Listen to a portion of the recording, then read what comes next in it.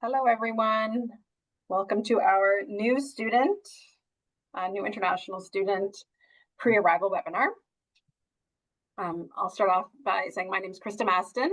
I'm the International Student Advisor at Mount A. So I'm your kind of main point of contact in the International Center here at Mount Allison. So of course, your first program that you'll interact with as part of as being an international student is our international orientation program. So we'll talk about that a bit today as well. And then we're also joined by Tayyab. I'll let you take over. Yeah. Hi, everyone. My name is Tayyab. I'm the International Recruitment Mission Counselor. Some of you may have had contact with me through email. So I processed most of your applications, and I'm so happy to see a lot of the names that I recognize. And we're so excited to give you some more information about how to prepare for your big journey across the world to our small little town, Sackville. We'll start with a few reminders. Those reminders will come from admissions, some course registration stuff, housing reminders, and the final official transcripts. And then I'll hand over to Christa to talk about some reminders related to study permit and traveling. And then we'll share some information about international orientation that starts on August 25th. And then at the end, we'll open the floor to question and answers. But even during the session, if you have any questions, feel free to put them in the Q&A box that you might see on Zoom. So one thing that you would find me repeating again and again throughout the webinar is check your Mount Allison email account regularly. If you don't have it set up, please do so as soon as possible, because once you become a student, this is the only way we contact you. So we stop using your personal, say, Gmail or Outlook accounts. We only send you communication through your Mount Allison email. So if you haven't had it set up yet, please do so as soon as possible. If you're having issues, reach out and we can guide you how to set it up. Again, if you have set it up, I would say just to test, send a few emails and receive a few emails just to make sure it's working properly. And all the reminders and all the information will be sent out to you through email. So make sure to keep checking it regularly. The other big thing is securing housing, either on campus or off campus. I'll talk about that in a minute. Most of you should have already applied for a study permit. If you have not, we would say apply as soon as possible. If you've already received a decision on your study permit application, but you haven't had a chance to update us yet, please do so as soon as possible.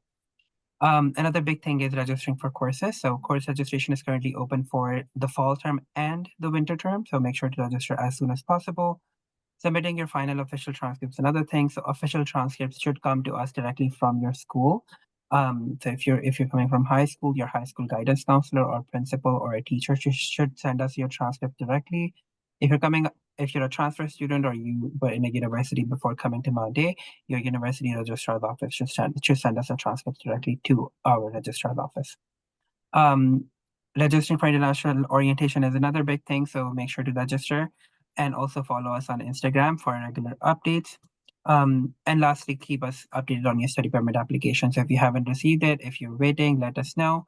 If you have received an approval, please send us the letter of introduction as soon as possible. And we'll go on in detail for each one of these points in the next few slides.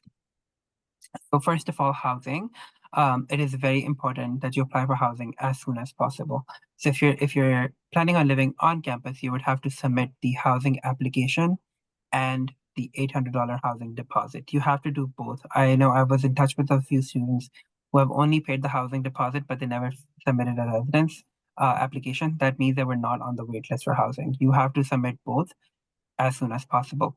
Once you submit your residence application and the deposit, the housing department will process your application and will place you as soon as we can. At this stage, room assignments are done on rolling basis, subject to availability. So you might not get your top pick, but we may be able to provide a bed for you. If you're living off campus, there is an off-campus housing guide on the Mount Allison Students Union website. Right here. So if you go on the Mount Allison Students Union website, you would find the off-campus housing guide. On that guide, you would find the housing directory through which you can contact different landlords in the area. So you would find the contact information and you can start contacting them and ask them if something is available. The second thing is joining the housing Facebook page. So in the Facebook page, you would find a lot of students and a lot of community members. So if you're looking for a house or accommodation, you can just make a Facebook post in the group, letting everyone know that you're looking for accommodation, and then with whatever is available, people will start commenting under your post. So once you receive your Doom assignment, we will send you an email only on your Mount Allison email address. So make sure you're logged in at all times and keep an eye out. Once you have your room, you can also check your specific room. So say if you have been assigned a room in Windsor, you can go on our website and look at the Windsor's residence profile that tells you everything that is available in the accommodation that's being offered to you. If you want to ship something or mail a few package before you move in, you can do so a week before the move-in date. You would just put the campus address. So as listed on the website, it's Mount Allison University, 62 York Street, Saquony, Brunswick, E4 L1E2. Once it's arrived, you would again receive an email on your Mount Allison email address, letting you know that it has been it's arrived and it's ready for pickup. Please submit your final official transcript. So again, official transcripts are transcripts that come to Mount Allison University directly from your institution, be it a high school or a post-secondary institution. They have to send us the transcripts directly to us through email. So the email listed on our on the slide as well, admissionsteam@mta.ca. You can give this email to your registrar's office or guidance counselor, and they can send us a transcript directly. If you're a student who's done AP courses, IB courses, British A levels, or CAPE, you can receive transfer credits. So you are eligible to receive up to 30 transfer credits. However, we do require your official transcripts to be able to evaluate your transfer credits. So make sure to do that as soon as possible. If you like more information, you would just simply go on our website, www.mta.ca/admitted, and it should tell you a bunch of stuff that you need to complete after you're accepted to the university. One of the very main things is course registration. So like I said earlier, course registration is currently open for the fall 2025 and winter 2026 terms, and it is very important that you register for both terms right now. If you're not sure where to start and if you're not sure which courses to take, you can consult our website. So if you go on Google and type Reg Help for new students, simply click on the first link and scroll down on the page. You will notice degrees listed. So select the degree that you're taking at Mount A, and it would tell you a few course recommendations for first year. So make sure to register for those courses. If you're finding it too confusing, you can always book a one-on-one meeting with us as well. So we can meet you and we can show you how to register for courses and which courses to register for.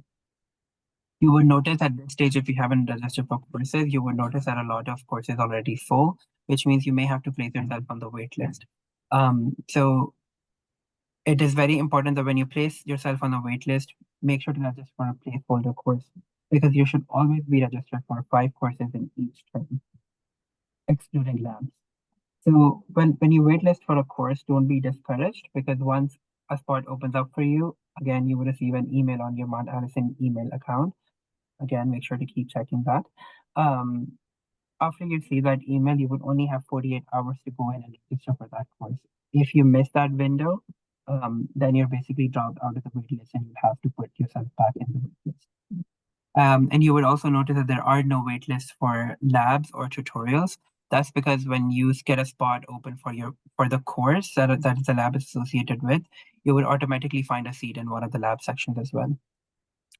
If you're still not sure what to do, you can always send us an email. So you can reach out to the academic advisors by emailing advisor@mta.ca. If you're not sure how to register for courses, or if you're facing a technical error, you can always reach out to reghelp@mta.ca. And now I'm going to hand it over to Christa to talk about some study permit. Into a bit more detail around the steps to applying for a Canadian study permit and what documents you needed. We're hoping at this point that students have submitted their study permit application. Some of you have already submitted your approval letters to us, and as Tayyab had mentioned, please do so as soon as you receive any update, whether it's a refusal or an approval, so that we can kind of help guide you in your next steps in the case of a refusal. But this is the website where you would apply for your study permit.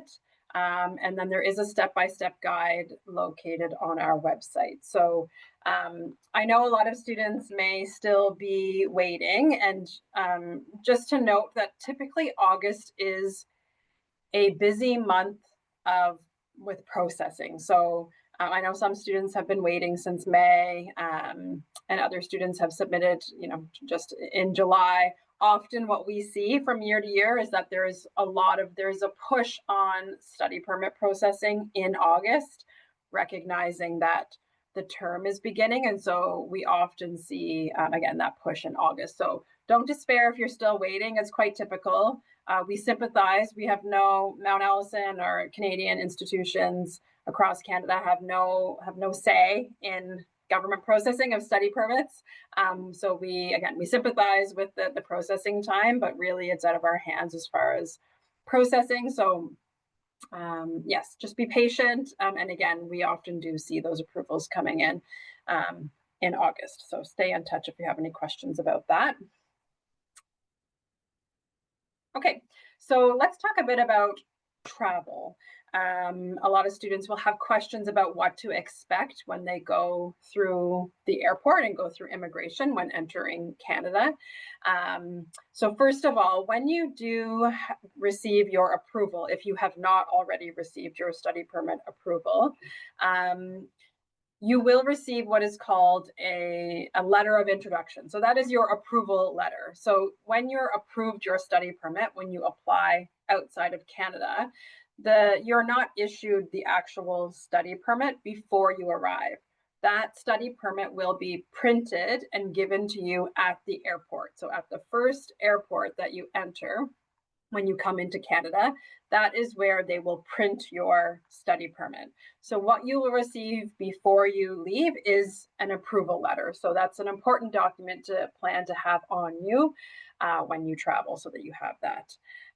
If you hold a passport that requires a visa, so a TRV, temporary resident visa, which is the sticker that goes in your passport, you will, before you receive your approval letter, you will get a passport request letter. So you'll get a letter that says a decision has been made. They don't say what the decision is, but they say a decision has been made. Please send us your passport, essentially. But that is good news. When you receive that, it means everything is moving along, and they need to give you your visa before they will issue your approval letter for your study permit. So this is another important document. In the next few weeks, if you receive that passport request letter, please reach out and let us know, because that does indicate that you are getting that study permit approval. And again, you might have questions around travel, like sometimes those passport request letters come, even during the orientation period or during the first week of classes. And you might have questions about, like, well, do I still come? Do I miss, the first week of classes? And we can help you guide you through that decision making and whether you would, still want to defer. So all that to say, you don't need to make any decisions at this point around deferral or, just if you're worried about the fact that you're still waiting for your study permit. So we have some time. I know it's not ideal to wait into the end of August, but sometimes that's what happens. So again, just stay in touch. Let us know what you're hearing, and if you have any updates on your study permit application. As I mentioned, the study permit is issued at your first port of entry. So that's the first airport that you'll enter.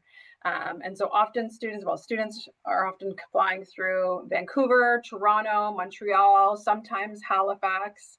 And those airports are where you will receive your study permit.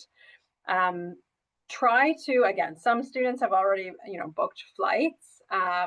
Just be aware that especially when you're traveling in August, and there are many international students who are at the airport and getting their documents printed, that it can take some time. So we usually say give yourself a few hours at that first airport as a layover, so that you have time to get your study permit and then continue on to your next flight.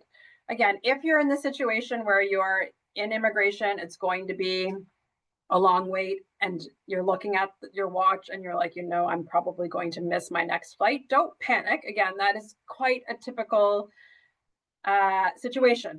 So sometimes students will miss a connecting flight, and you can just go to, find the kiosk of the airline that you're traveling in, and after you get through immigration, and they can help guide you through booking another connection. So, try to give yourself some time, but also, don't panic if you do end up in that immigration line a bit longer than expected, and then you might have to rebook. And again, during the orientation period and even into the first couple of weeks of classes, I'm looking at my emails constantly. And so if that happens to you and you're worried about missing your shuttle or what have you, just send an email to myself, and we can coordinate a new arrival time. So again, just I know traveling and going through immigration can be a stressful process, but try your best to stay calm, and again, it will all work out, and we'll be here to greet you when you arrive. Okay. So again, as I mentioned, when you come through, you'll see an immigration sign when you enter the airport, when you first arrive in Canada. So you'll follow the immigration signs, and then you will speak to a Canada Border Services officer, so a CBSA officer. And this is where you will give them a few of your documents. So number one being your approval letter. So that letter of introduction, the letter that says you have been approved a study permit in Canada. So you're going to bring that. You should also have your letter of acceptance from Mount Allison. And you also need to have the proof of funding. So this might look like, the proof of funding that you would have used when you applied for your study permit.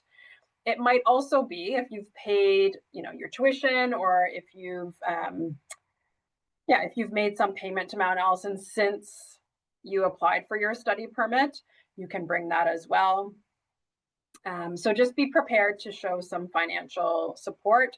An officer, again, it depends on which officer is greeting you. Some will look for that proof of funding and will want to know that you have access. Like, how will you access this funds once you arrive in Canada to make your payments? So make sure you can speak to that. Make sure you have a plan. How are you making your payments? Fees at Mount Allison will be due in September for the fall term. So just be able to speak to how you plan on paying your fees if you haven't already done so. And then again, an officer may ask you to show your registration. So perhaps you just make sure that you have your login information on your phone for your self-service, Mount Allison self-service, so that you could easily just log in and show your registration confirmation. Again, it's not typical that you would be asked that, but sometimes students are asked to confirm their registration. And then a really important note about that meeting, that interaction with the border officer, it's really important that you take a moment and look at your study permit and read the details before you move on. Because if there's an error, if your name is spelled incorrectly, if the conditions are incorrect, if it says another university instead of Mount Allison, it's really easy for them to reprint the study permit on the spot so that you don't have complications later. But if you leave that kiosk and then continue on, then it becomes an issue that you'll have to mail in your study permit, wait for a response. It can be a challenge. So I always tell students it's really important to just take a moment. Again, I know when you're going through the airport and you're going through immigration, again, it's stressful for anyone, and so you might be quick to you're eager to leave that kiosk, but just take a moment. So stand there and look at your study permit And Tayyab, if you can go to the next slide, I just have an image of the study permit. Oh, it's kind of tiny.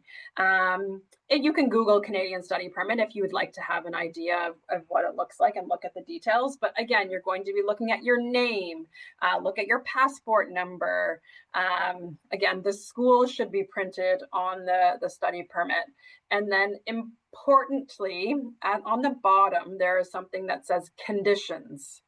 And for you to be able to work in Canada, you need to have conditions printed that say that you may accept employment.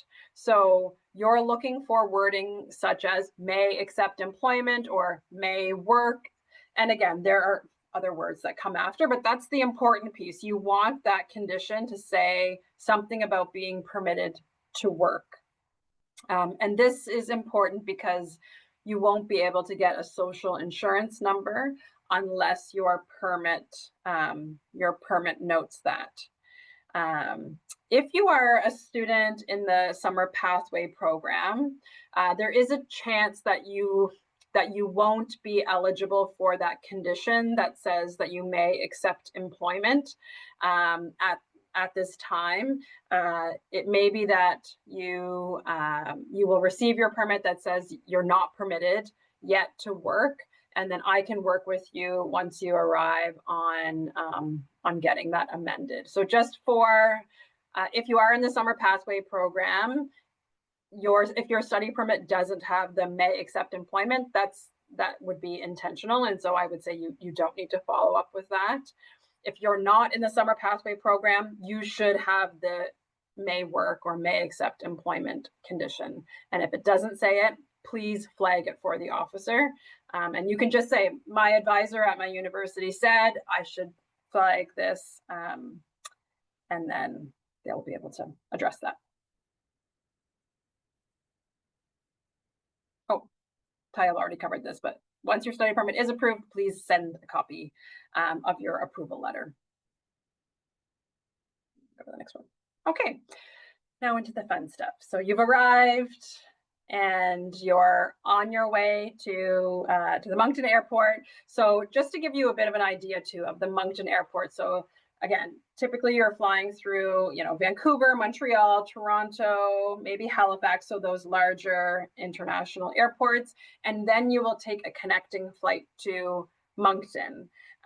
Again, typically you may have a flight that just ends in Halifax, and then you plan on traveling to Sackville another way. But typically you're coming into the Moncton Airport. The Moncton Airport is very tiny. And I know we say this a lot, but students will always say that they are shocked at how small it really is. And so all that to say, it's not like you're arriving again in Toronto or Vancouver. It's really easy to navigate. There is a welcome kiosk specifically for international students at the Moncton Airport. So you will see, it'll say like, welcome international students. That desk is not specifically for Mount Allison students, but it is for all international students who are coming into Moncton Airport. And they have like a gift bag that they give students. They can give you access to Wi-Fi, give you a drink of water, answer any questions that you may have just about arrival, luggage, things like that. So please take advantage. If you have any questions, you can stop in. And again, you can get your free bag that they hand out. But all that to say, just when you're arriving in Moncton, again, it's a small airport. It shouldn't be stressful. And so our arrival day is August 25th. And so we ask that students try to arrive on this day. I think I get into this on the next slide. But our program will run from the 25th to the 27th. So that's Monday to Wednesday.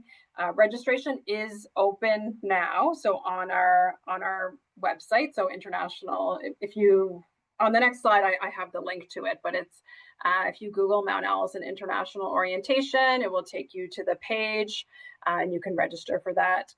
We also have some summer pre-arrival programming you may have been following along. So Aiko Aguilera, who is pictured here, is our International Orientation Chair. So she's working with our office this summer and is helping prepare all of the, again, fun activities that will be happening, but also posting lots of content over the summer so that you feel prepared to arrive at Mount Allison, and we hope that you are excited as well.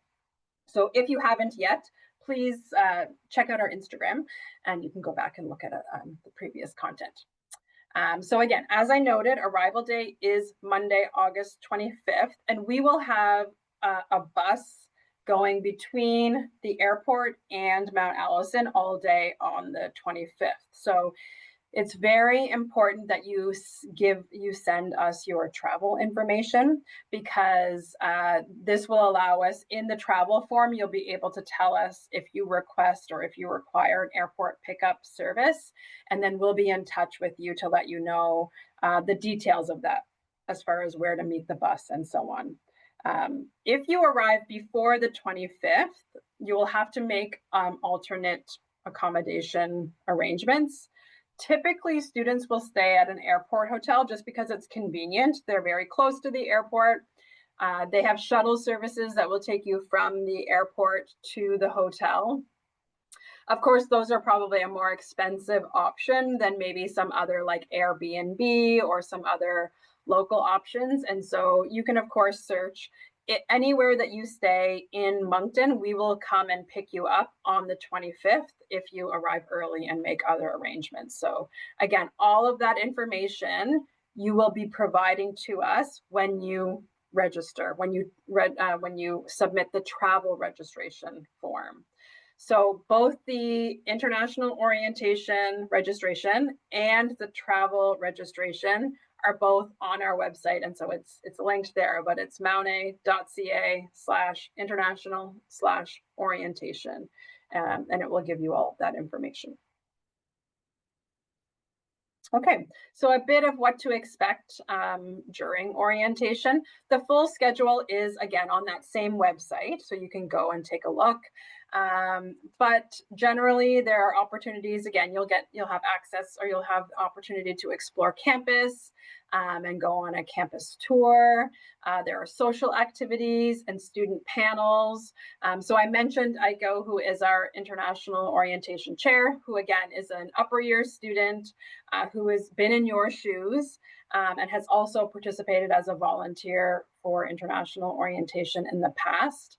And so we also have a group of volunteers, so we call them facilitators, who are other upper year students who again have been in your shoes and are really excited to meet you and to help provide insight and share their stories. So we'll have lots of opportunity for you to connect with one another, and then also with those upper year students, because we know from experience that it is often those interactions with upper year students that are really formative and helpful for students in navigating, adjusting to life at Mount A and a new country and new culture.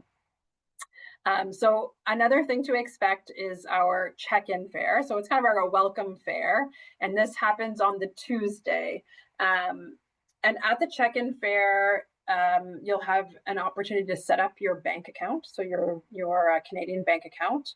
Service Canada will be there, so you'll be able to get your social insurance number. So your social insurance number is needed to work in Canada. Even if you don't plan on working right away, it's really helpful that they're on campus and that you can do it at that time. And so we would recommend that you plan to get your social insurance number during orientation.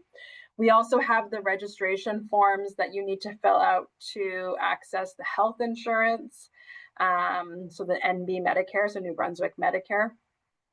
And then there will be other tables, for example, academic advising. So we'll have our academic advisors during the check-in fair. If you have some question about, again, a wait list or something like that, you'll be able to talk to them. We also have our very popular trip, our bus trip, where we go shopping and then also to the beach. So that's really fun. And so, knowing that we will be going to the shopping mall during orientation, that hopefully will help you in your packing, because of course you're limited with what you can bring in your suitcase or suitcases. And so knowing that you'll be able to go to the shopping center 2 days into your arrival on campus, hopefully will help you plan.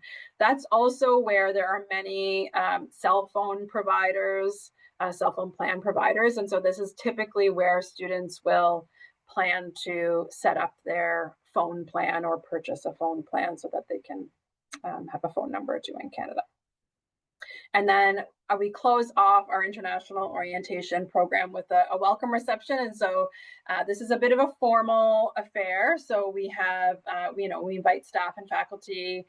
The mayor of Sackville comes out, and it's kind of your formal welcome to campus. So the events previous are kind of centered around the International Center, staff and student leaders who are helping out. And then the formal welcome reception, we have, again, the mayor of Sackville coming out to say some words of welcome. The president of Mount Allison will be there to say some words of welcome. And so it's kind of our way of closing out international orientation. So that's just a bit of a glimpse of what to expect for orientation. A few notes on packing. Again, we went over this in May, but we thought it would be helpful to go over it again. So of course, what should you bring? Your passport, of course. And again, all of that documentation that I've already covered. Formal outfits. So again, there are opportunities to dress up. So that the welcome reception that we have during orientation is one of those. But we also have an international fashion show that we started a few years ago that's become very popular. So if you have traditional clothing that you're wondering, will I use this? Should I bring it? There are often opportunities, and more often I hear students say like, oh, I wish I would have brought my that clothing or that outfit or my traditional attire so that I'd have an opportunity. But there are opportunities to totally to wear that. And so please do, if you have room in your suitcase, feel free to bring. And then, oh yes, and also in our winter, we have our music festival or our talent show. That's another opportunity that students sometimes dress up in their traditional clothing. Another thing to bring is global adapter. So again, those the adapters for your electronics so that you're able to plug them in. Those can be purchased in Canada as well, like on our shopping trip and so on. But when you first arrive and you want to be able to plug in your phone or what have you, then it's helpful for you to have that. Medication, there's a star there because you should search. So you can search again, Canada Border Services website to just make sure that any medication is, that there is medication that isn't permitted, but typically it's recommended that you would bring like 3 months of your medication. You're not able to, like if you have a prescription medication, again, bring a supply. So we would recommend 3 months, but you will need to get a new prescription once you're here. And again, during international orientation, we will talk you through how to do that. But you can't use a prescription from home, for example, in Canada. You have to get a new prescription here. So favorite non-perishable food items. So things like spices, again, you can't, anything that can go bad or like meat and so on, you're not able to bring into Canada, but things like spices, lots of students bring them in, candies or, things like that. Souvenirs, your home country flag, warm clothing. Now, again, we'll chat about on the next slide around some things that you may want to purchase here in Canada. But you do want to bring some warm clothing, but you'll also have hopefully a bit of summer weather left when you arrive. Typically end of August is still quite warm during the day. In the evening, you might find that it does start to get cooler. And so in the same day, you might be wearing shorts and a t-shirt in the afternoon and then need to put on your pants and sweater in the evening. So don't leave your shorts and t-shirts and dresses at home because you will likely have an opportunity to wear those when you first arrive. So pictures of home. And then the last link there is a link to the housing website, which tells you if you're living in residence, you can look at that site and it will tell you what things to expect in your room so that you'll know things that you don't need to bring.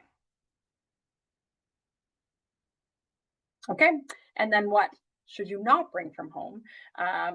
So again, sometimes students will purchase a winter jacket, like so a heavy jacket at home. But if you're coming from a warmer climate, what you may find is that the warm jacket from home is not really suitable for Canadian winter.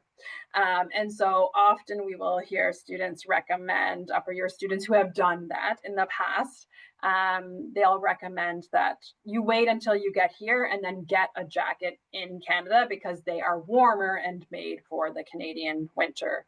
And it is something that makes a huge difference. Like having a warm, good quality jacket, warm boots, mittens or gloves and hat, that makes a big difference in your comfort. And so we do recommend again that you, oh, my light just turned off. We recommend that you make those investments again. If you're able to buy them before you arrive, if you are, but then again, noting that we will be at the shopping center during orientation and you can make some of those purchases too.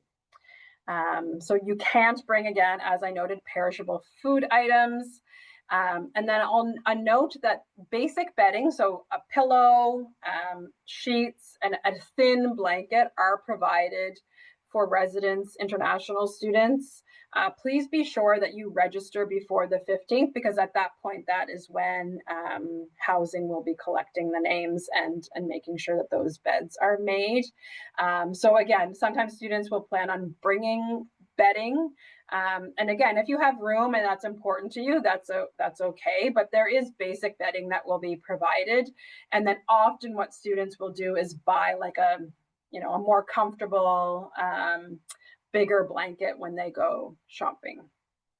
But you will have something on your bed for you to sleep on your first night, especially if you're arriving late at night. You would like to have something to to lay on. Okay, we can go to the next. Okay, so Tayyab already spoke a bit about those things that you need to do before you arrive, but I just wanted to highlight again a few. Registration forms. So again, yes, there's more than one. So just for international orientation, again, we have the orientation registration and the travel registration. So those are two forms. And the reason we do this is because sometimes students aren't booking their travel until, again, end of August, but we want to start communicating with students earlier. So we have a separate travel registration form. Sometimes students are confused about also receiving the university orientation communication. You should also register for university orientation. So students who come through international orientation will move on to university orientation. So we finish up on Wednesday and then Thursday, university orientation begins. So please register for that, because you're also put into a group, like a university orientation group. And so they want to be able to do that earlier before your arrival. So please do register.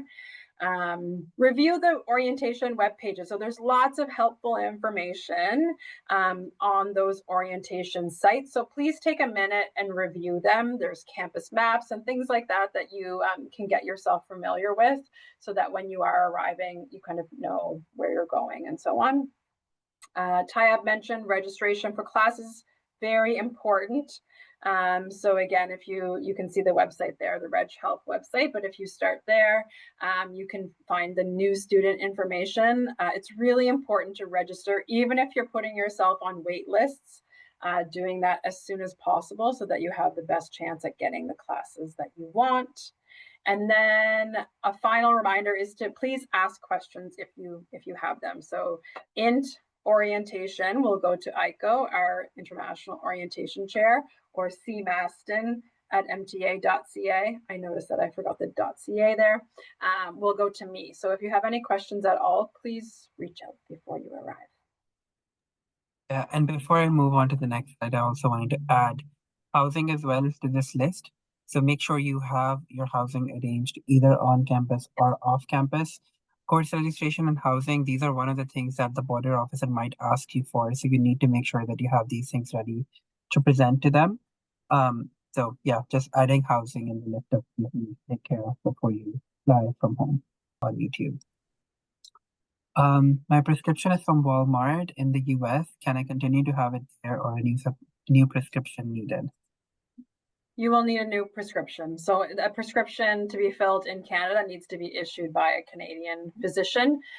But again, that's very common. So I would just say bring your prescription if you have it, and then any, again, medical documentation that may be helpful. We do have a physician who comes to campus regularly, and so what we'll do is connect you again with our wellness center, and then they'll ensure that you get an appointment to get that new prescription before you have any worries about running out. So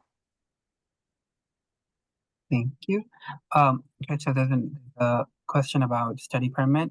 So the student is EPP student right now, so they're asking if they have any chance to get the study permit that says I can work.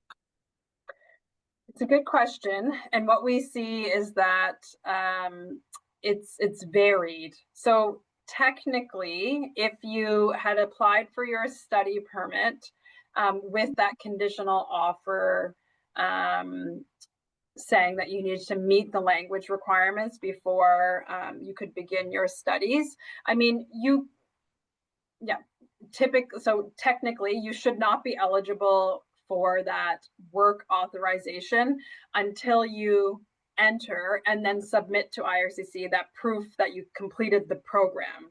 Now, even though that's the case, we have seen students come through and receive the condition that does allow them.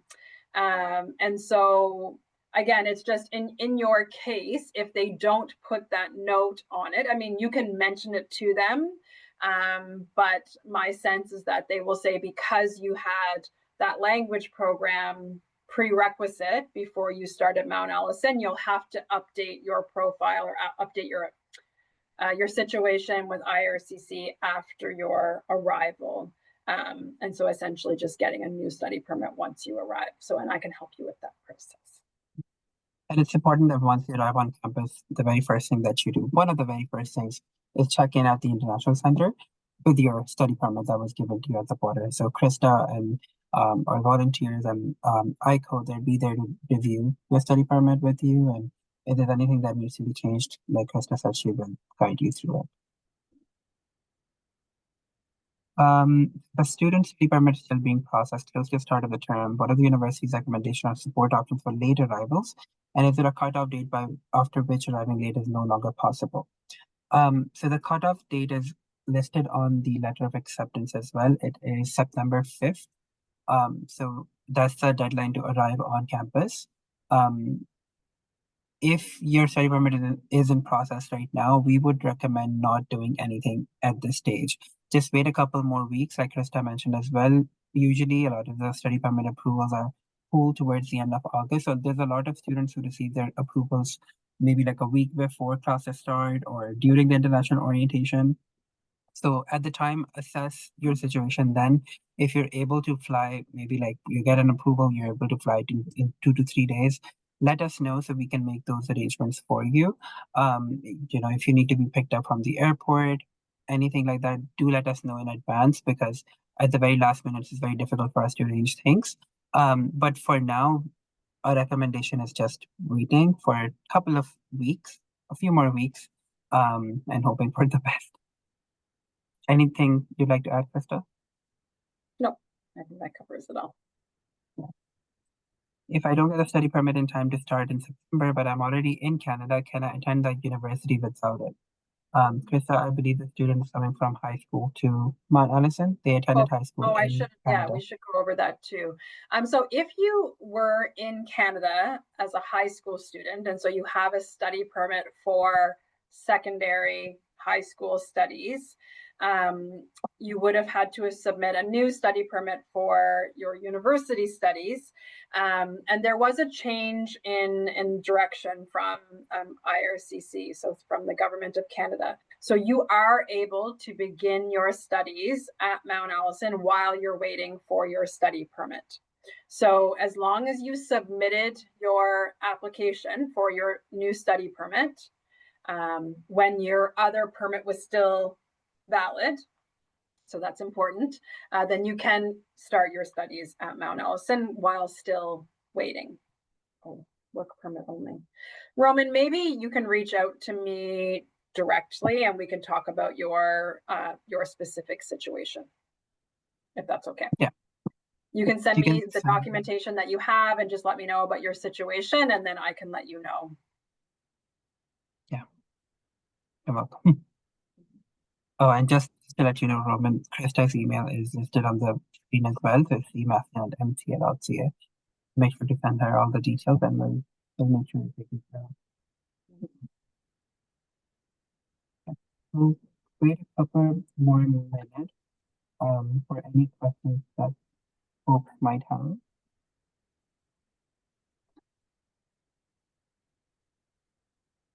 But when Christa was mentioning what to bring and what not to bring, I was just Tayyab, sorry, who brought. I can't hear you. Oh, there's something going on with your audio. Sorry. Sorry. Yeah, but when you were mentioning the people, sometimes students bring warm clothing from home and they can't really use. I was one of them. So I come from Pakistan, which is a very warm country. I brought my winter jacket back home. I got a very expensive jacket back home, and I thought that this is something that's going to last me for a very long time. But the warmest winter jacket in Pakistan was not warm enough for Canada. But things like thermal or like warm socks or warm gloves, you can get them back home if you like. Those are still useful, but the winter jacket is one of the things that I would definitely recommend purchasing it in Canada. There is a question: when is the fall term tuition to be paid, and are there payment plans? So usually the fall term tuition fee is due the second week of September. But around mid-September is when the deadline is to pay the fall term tuition fees and the registration fees, student fees, and 70% of the housing fee if you are living on campus. So the deadline is mid-September. If you'd like to be on a payment plan, that is an option, but you'd have to discuss that with financial services directly. So you'd send an email to financialservices@mta.ca and you can set up a payment plan with them. Usually students pay by per semester or by for the year. But again, if you'd like a different payment plan, you talk to financial services.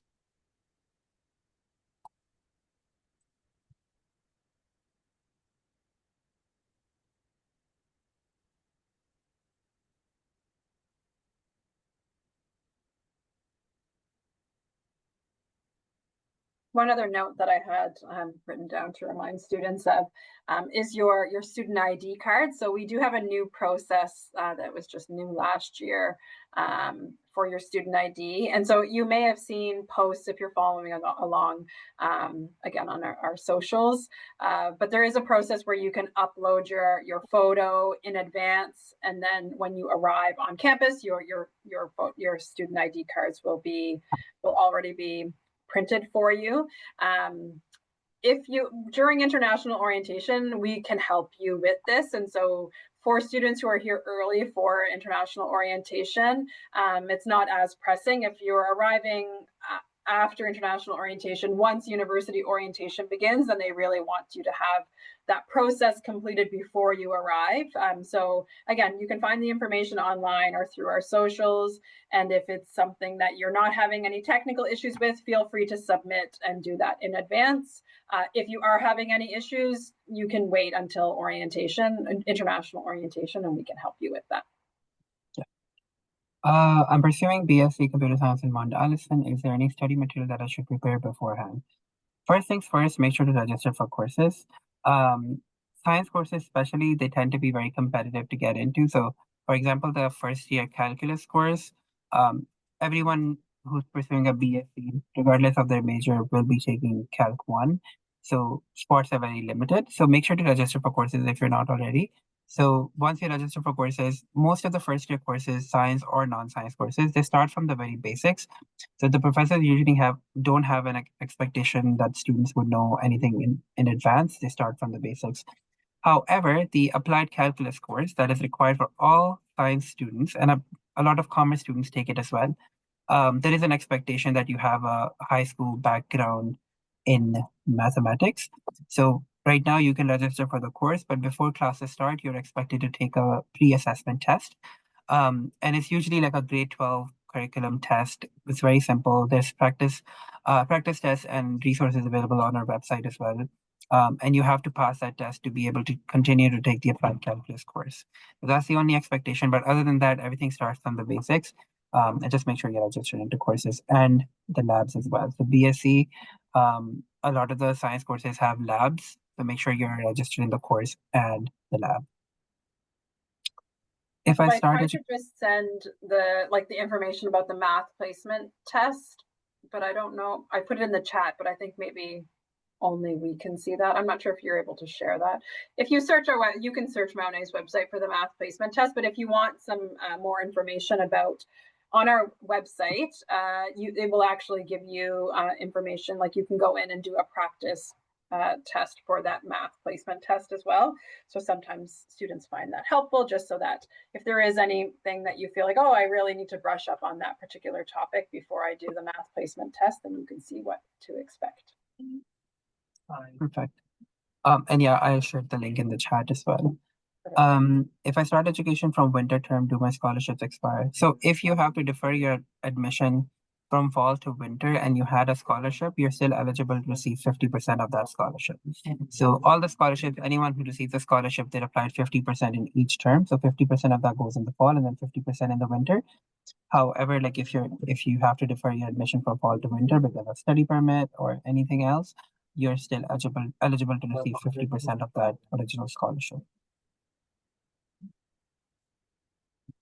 If I arrive late on mid orientation due to delayed study permit, which might happen because of high processing volumes and decent conditions of my PAL letter, will there be any additional support or sessions available to help students like me catch up and settle in? Yeah, so if you do miss international orientation, we are certainly here for you in the International Center. And so if you, so your first thing that you should do, I mean, you should be in touch with me regardless. So if you're going to miss orientation, send me an email and kind of give me those updates. And then when you do have your flights arranged and so on, be in touch with me so that I know when you're arriving and I can help you coordinate getting into residence and all of that.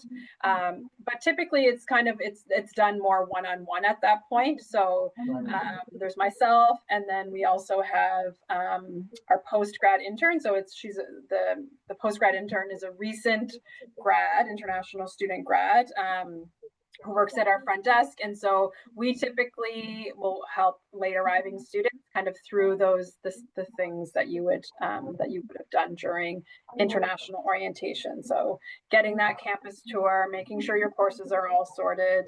And then I will do a follow-up kind of orientation session to just make sure students are being presented with all the information that they went over in international orientation. So short answer is be in touch, and then we will set up meetings and so on to make sure that you have all the information that you need when you arrive. And I will also send another follow-up email to everyone towards the end of August, just to make sure everyone has shared their study permit updates with us. So any approval that were missed, any refusal, if you're still waiting at the end of August, let us know, and then we will make arrangements accordingly. And yeah, like Christa said, everyone is available on campus for one-on-one services. So we got you.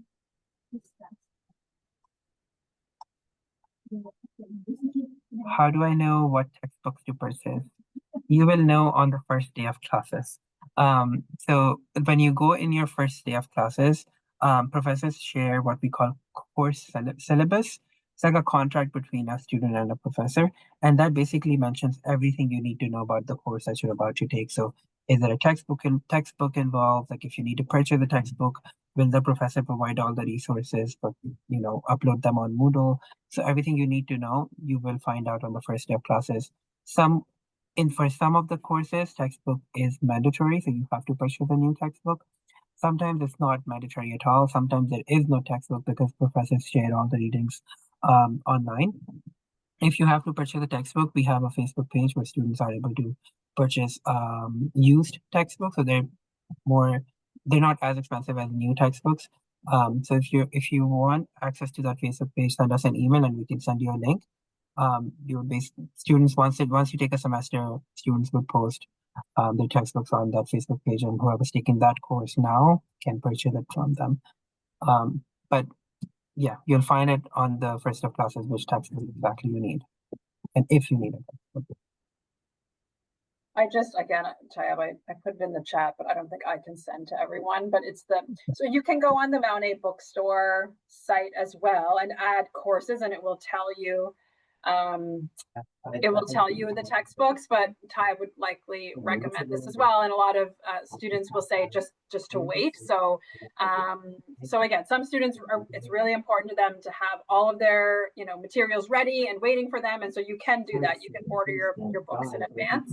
And then even if you're in residence, you can order them to have them in your room when you arrive.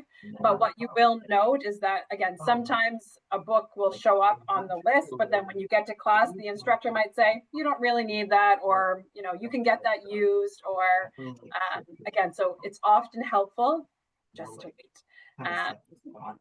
There are no expectations that you're reviewing the book or the resources before you start the first day. And so you can wait. If it's important to you to have all of that ready and organized before you arrive, then you can search the books on bed option through our bookstore website and have those delivered to your room before you arrive. Yeah, and bookstore is important because all the courses and every textbook that is required for any course, you will always find that book in the bookstore. So you won't have to go elsewhere to try to find that book. You will always find it on campus, either like an ebook or like an actual physical textbook. You will be able to find it in the bookstore. And I've attached the link in the chat as well, so you can visit it and see which books are available, which courses require which books. But again, as a former student myself, I would just ask you to wait. Just wait until the first day of class and then see what the professor expects from the students. For the second one, we're at time now. So final goodbye. Thank you so much for everyone who joined today. Thank you so much for listening to us. Thank you for all the questions. And I'm certainly very excited to see all of you on campus. Oh, there's another question in the chat. I wanted to know which calculator is allowed for maths, because calculus has graph questions. So can you clarify that? Usually a graph calculator is not allowed in the exams, but again, I would say wait for the first day of classes. The course syllabus that mentions everything that a student is allowed to do and everything that is prohibited or counts as academic dishonesty. So it's a contract between a student and a professor. So it mentions everything you need to know about that course. So I would just say wait until the first day of classes. Yeah, with that, thank you so much, Christa. Would you like to say a few words? Oh, yes. Thanks for coming out today, everyone. Or if you're viewing later, thanks for listening. We're here to help, and so again, Mount A is a small, supportive community, and so if you have questions, we will answer. So don't leave any questions unanswered. Be sure to reach out by email, and we're happy to help. And looking forward to seeing everyone, hopefully in a few weeks.